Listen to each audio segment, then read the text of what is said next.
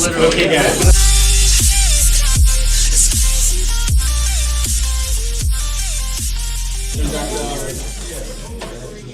Okay, guys. So today we are going to talk about spring forces. You should make a Twitch streaming channel No. where you play games. Arias, shut up. Gamer. Mr. Zapton This is already done. Yeah. Wait, dude? What's your channel? What was that? Weren't you like a world champion or something for one of the games? I was invited to the For what? For what? for StarCraft. Did you ever play GTA, Mr. Zapton? Yeah, but I never got any new. Okay, so I give it I played GTA. I saw that. try. You It was YouTube. And somebody last year who said that. And I was like, okay, fine. What's your As name? they get in. I know that exactly what I'm saying. It's the exact scenario. You should So, stack. yeah, so not all your results, not everyone's Have you ever, have you played Overwatch? apply early, get it early. I thought they were Apply gonna. late, kind of the early action deadline. You can apply before and get it. So early action deadline is just like that, right? Someone already got accepted before the early action deadline. If I apply after early action, I still get my results. Okay, so with spring, I'm gonna start off with a little bit of review. So normally we talk about ideal springs. So an ideal spring is massless and frictionless. So would that actually ever exist? No. No, Mass isn't real. The Earth doesn't last. just like gravity. Yeah. Gravity doesn't exist. Gravity is pi squared and it's a random constant made by random people. Can you explain that with a matrix? You can't explain that with a matrix. Anyway, Find a way.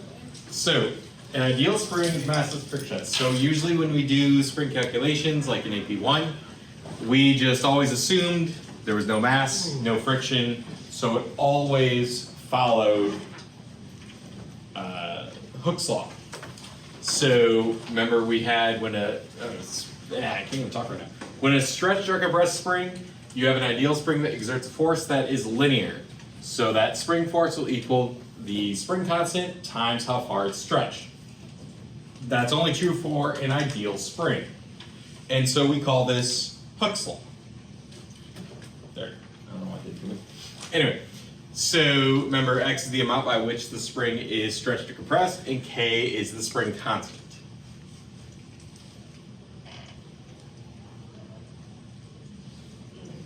So if you get a problem where it says we have an ideal spring, automatically you can jump right into Hooke's law, which will be about 75% of the time. You get non-ideal springs now? Yeah, we're gonna talk Every about real spring would be non-ideal. it technically. Who cares about the real world? The world doesn't exist. We're on a simulation. This is going up on YouTube, Mario. Good, the people need to know. Yeah. All of a sudden, Aria just doesn't show up on Monday. Well, like, The video gets taken down, it says FBI on it. They found out. Spend all that time doing this? I mean, really just going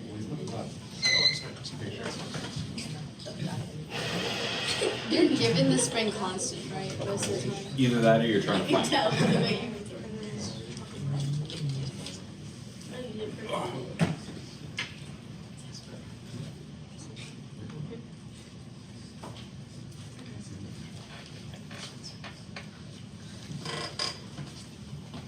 Okay, so remember, spring force is known as a restoring force because it always wants to go back to equilibrium where the spring is not stretched or compressed. So if we stretch out a spring, it wants to go back to the point where it's not stretched anymore, so it's going to point back in. If we compress a spring, then it's going to want to expand, so it's going to point in the opposite direction, so it keeps changing direction. It always points toward that equilibrium point.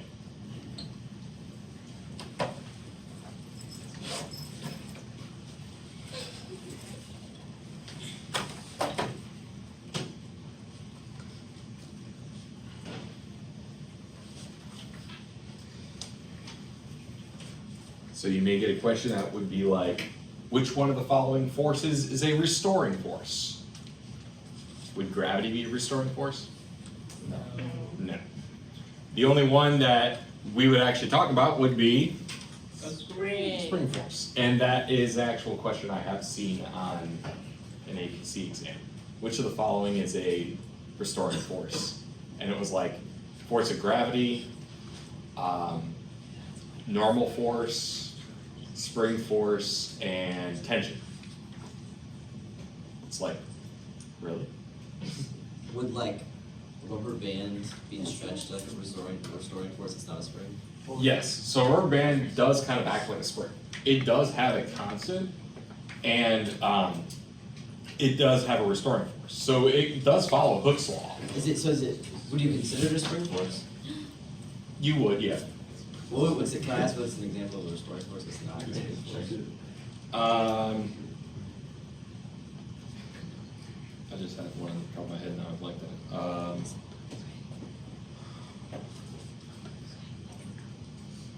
Boomerang? You could think of buoyant force as kind of a restoring force. Because everything wants to float, but then it only hits a certain point and it can't go above it. So like if you put ice in water, it only goes to the top and it won't go farther. But if you push it under, it wants to go back up. But if it's above that, technically it's gonna go back down. So it's a restoring force would basically be anything that changes the direction based on its location. But really the only one that we end up talking about is spring force. I know there's like 2 more, but I can't think of what they are right now.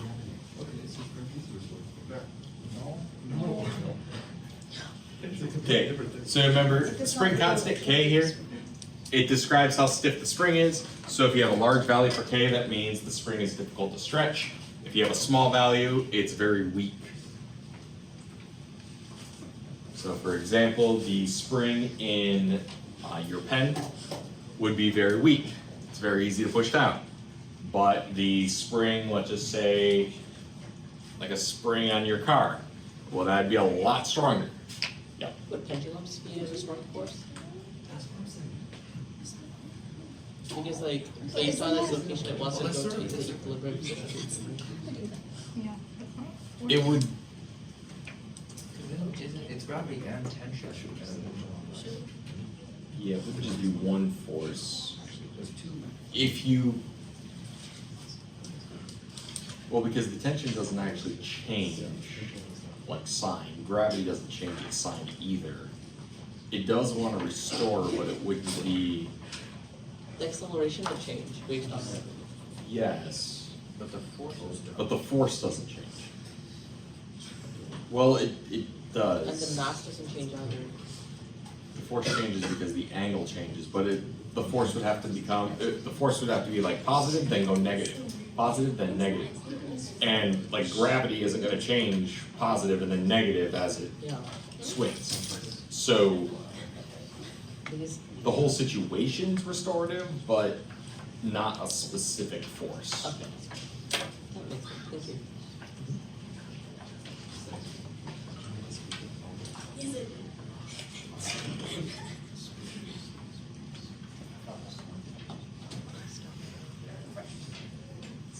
Stop. You forgot his napkin. No, I can't make sure you get privacy protections for that. I have to include. Okay, so here's an example of I it. just want to. So I'm trying to design a spring scale. I want 1/2 of a centimeter of stretch to equal 10 additional newtons of force. What spring constant should I choose? So we're going to use Hooke's law. So the spring force is equal to K times X. And I want every 1/2 centimeter to equal 10 newtons of force. So what could I plug in and where? Equals K times 1. Oh, yeah, my bad. So what would we put for our spring force here? 10. And then what are we gonna put for how far it's stretched? 0.005, because it's in centimeters, we need it to be in meters. So then we basically end up with 10 divided by 0.005, and so we get 2,000 newtons.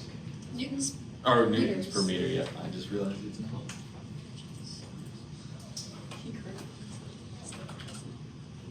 Oh. I see. That's kind of. There we go. The previous slide said it's typically 10 to 100, and that's 2,000. So that's pretty strong spring. Yeah. No, I thought like. Those are kind of like the springs that we normally like would use in class. So like when we do, we have a spring lab that we'll do, and so the springs will usually be between 10 and 100. They're not really going to be super strong. This one is a pretty stiff spring, very stiff actually. So yeah. I don't know what. In fact, one could say it's not real. Yeah. How does spring pendulum work? Well, that would turn into a chaos pendulum, but we don't know about that. We don't do that. Chaos pendulum No, is because it's built in. broken supercomputers trying to calculate it. Oh, But, well, this is like a double pendulum with a spring in it. I said for roll. I don't even know what pendulums are. I understand. Okay, physics is fun. So- Physics. work done by a spring. Now, is the spring force constant? No. No. No. No, it depends on The, position and the constant. and the spring constant. So since it is not constant, we must use integration to determine the work done. Everybody loves integration. So no one ever. Hey, I like Oh, integration. good. Shut up. Good. He agrees. So you didn't like I like tabulars. Anyway, That's what calculators are for. tabular only works for parts. okay, so because the spring force is not constant, I to almost find got the number work 2, done by but the it's spring, okay. we need to use integration. And then I didn't. So the work done by stretching and compressing a spring from its relaxed length to its final, whatever position it ended up in, would be this. So work done by a spring is from 0 to our final position, and we have the force of the spring, dot product of the position there. I can't even talk today, geez. So we integrate the force of the spring, and we get negative kx. So does that look familiar? Yes. So that dot product, would that just be like the dot product of a 1x1 matrix times another 1x1 matrix? Yes. So what if like a 1x2 matrix? What is happening? We'll get into this. Wait. Oh yeah, there is a. So once we integrate this, we end up with negative 1/2 k times our final position squared. But does that look familiar? Yes. Yes. What is it, Yeah, Liza? you just said yes for me. Yes. It's spring kinetic energy. So it's the spring kinetic energy. So remember, work is also equal to our change in kinetic energy. Same is true for a spring. The work done by a spring is equal to its kinetic energy.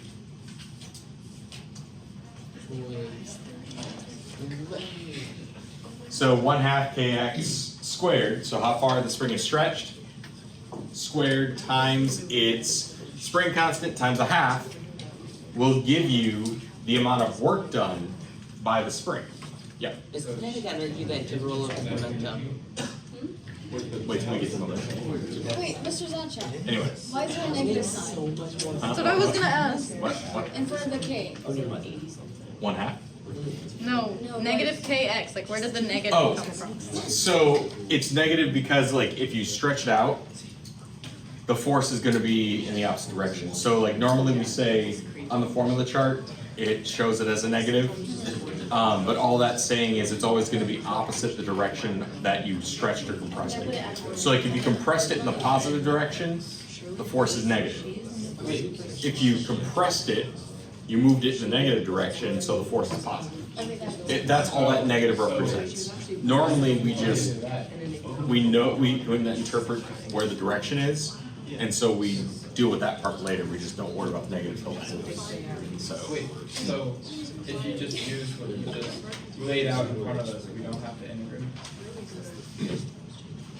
Convenient. Because if you integrate it, that's actually what you get. But you already know that. You just don't know that it came from the integration. That's what I'm trying to say. So like in AP1, guys, we talked about, in AP1, I gave you this formula. I also gave you Hooke's law. Well, they're actually related. And how they're related is by integration. Now, in AP1, we didn't talk about that because, well, you guys don't know how to integrate that. Well, not everybody. But that's kind of where it comes from. If you integrate Hooke's law, you get the energy formula for a spring. Yeah. Why is the, I know this is like really basic and we might have covered this yesterday, but why is work the integral of force dx? So, work is going to be the integral of the force times the distance, the displacement, right? Okay. And here it's spring force. So it's still force times distance, but now specifically it's a spring. Okay, and that's why you have to use Hooke's law and then we get the new equation. Yeah, because force of the spring is equal to Hooke's law, and then it ends up equaling energy. Wouldn't that be like force times x, then it would be negative kx squared, since you have the x from the work equation, work equals force times distance, and then the force has kx. Really, it's kind of like if we just have, so kx, and we take the integration of that, so it would become x squared, and then we put the 2 below, so that's how we get the half. Right, I get that part, but like if work equals force times distance, and force of a spring equals spring constant times distance, wouldn't it be x squared from the beginning, and then you would integrate that? But if you integrate that, then you would have x cubed, Yeah. I think it was that. see, and then it would Yeah, end but up. that doesn't make sense. Yeah, we're good, we're good. Wait, no, like, but Yeah. if work We got it. equals force parallel times distance, how does work also equal the integral of force parallel times distance? Like, what's the difference? So we only take the integral when the force isn't constant. So work is equal to the force times the distance, Oh, 'cause if force is constant. If it's not constant, it's just the integral of that. So we take small sections of it when we do the integral. okay. That's the only difference.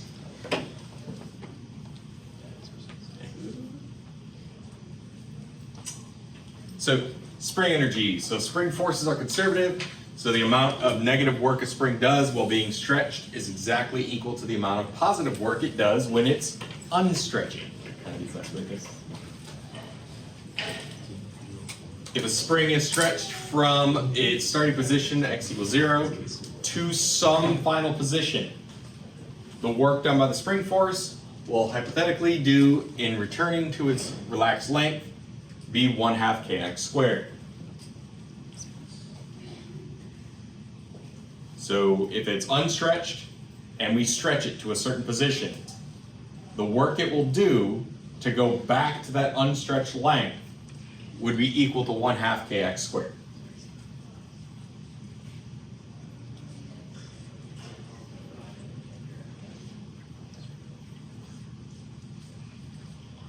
So the work a conservative force will hypothetically do in moving back to its reference location is what we call potential energy. And so this is kind of where we end up with our potential energy for a spring equation, 1/2 kx squared.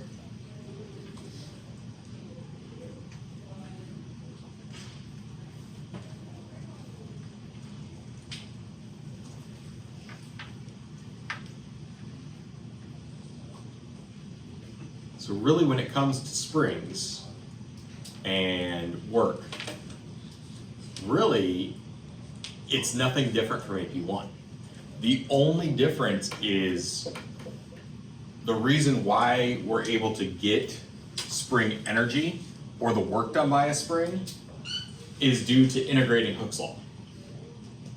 That's just the APC version, just knowing it's coming from the integration. That's it. Like, no math to that part, no calculus, just knowing it's from that, conceptually. So really nothing to do with springs.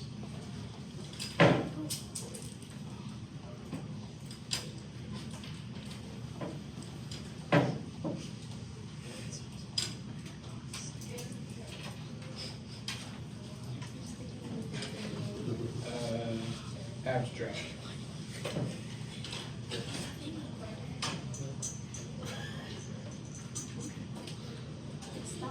Kinematic equations.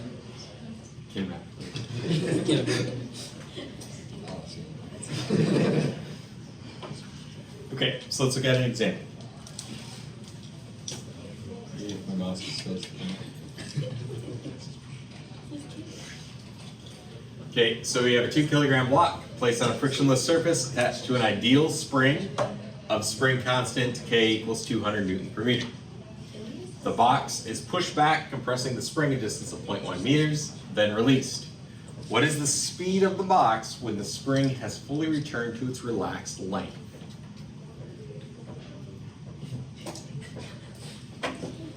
So when the spring is compressed, what kind of energy do we have? Spring potential. Spring potential energy. When it returns to its relaxed length, what kind of energy do we have? Kinetic. Kinetic energy. And what do we know about those two types of energies? They're going to be equal in this situation because there's no friction taking any energy away. So, spring potential energy is equal to our change in kinetic energy. Now remember, spring potential is in one direction, kinetic will be in the other direction. So that's why we put the little negative there. But basically it ends up canceling out anyway, so. Well, that's it. So change in potential energy, so we would have our final minus initial, and same thing with our kinetic energy, final minus initial. And what do we know? What is our final potential energy? 0. 0. What is our initial kinetic energy? 1/2 kx squared. 1/2, or our kinetic energy initial. Oh. 0, because it's just the spring being compressed and the box isn't moving. So those parts go away. So basically we're then left with just potential energy is equal to kinetic energy final. So potential energy initial is equal to kinetic energy final. And since it's spring potential, we have 1/2 kx squared is equal to 1/2 mv squared. So we're trying to solve for velocity here. And so we can rearrange, solve for velocity, we can plug in our values, and we would get what? Square root of kx squared over n. Square root of kx squared over what? Mass. Over mass, yep. So we end up with square root of kx squared over mass is final velocity, plug in our values, and we end up getting just what? Really, 1 meter per second. Yeah, I mean, if you think about it.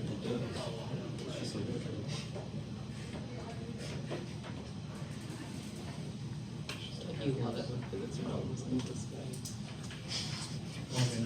Calculus for this one is just algebra too, so. Any questions on this one? Okay. So that's actually it for the notes for springs.